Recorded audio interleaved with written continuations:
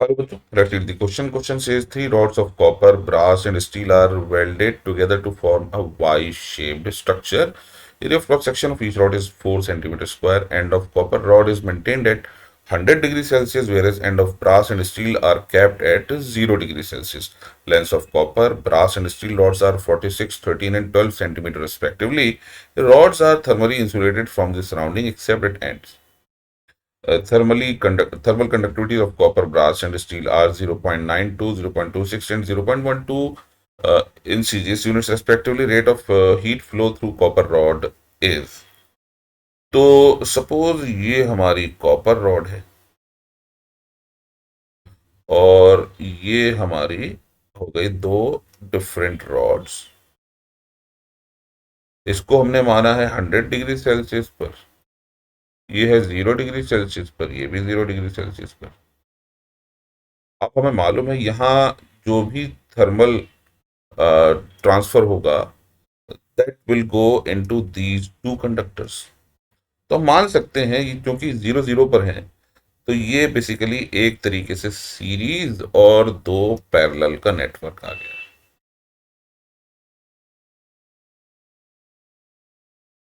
तो हमें निकालना है heat current through the copper और हमें मालूम है हीट करंट होता है H is equal to K A into T1 minus T2 upon L. तो हम क्या करेंगे, सबसे पहले थर्मल रेजिस्टेंस निकाल लेंगे। थर्मल रेजिस्टेंस की वैल्यू सबसे पहले R1 आ जाएगी, यानी एल्यूमिनियम के लिए। एल्यूमिनियम के लिए थर्मल रेजिस्टेंस की वैल्यू होगी एल अपॉन के। लेंथ हमें दे रखी है कॉपर की 46 अपॉन के हमें दे रखा है 0.92 और एरिया ऑफ क्रॉस सेक्शन 4। तो यहां हमने दो जीरो लगा दिए। ये हो जाएगा 100/2 इंटू 4, ये होगा 25/2, दैट इज 12.5 यूनिट्स। फिर निकालेंगे R2 यानी ब्रास का। ब्रास के लिए हमें दे रखा है 0.26, sorry it's not 0.26, it is length is 13 divided by 0.26 into 4, यहाँ भी दो जीरो। तो ये हो जाएगा 100/2 into 4, that is also equal to 12.5 units. इसी तरह R3 हो जाएगा। R3 इज इक्वल टू, ये कितना होगा, लेंथ हमें दे रखी है 12 डिवाइडेड बाई 0.12 इंटू 4, तो ये तो हो गया 100/4 यानी 25 यूनिट्स।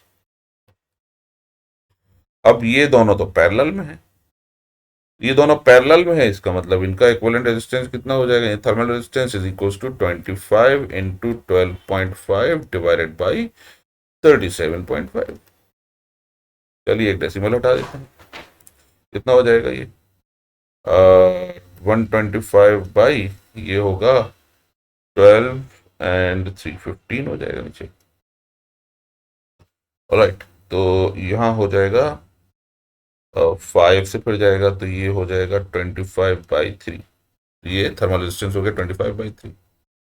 25/3 के साथ सीरीज में हमारा जो इफेक्टिव फिर हो जाएगा ये होगा 25/2 plus 25/3 which is equal to 6। ये हो जाएगा 75 plus 50, that is equal to 125/6। यानी जो हीट फ्लो होगी पर सेकेंड, ये फ्लो होगी H is equal to T1 minus T2, that is 100, यानी 100 डिग्री सेल्सियस, यानी 100 - 0 डिवाइडेड बाई 125 इंटू 6।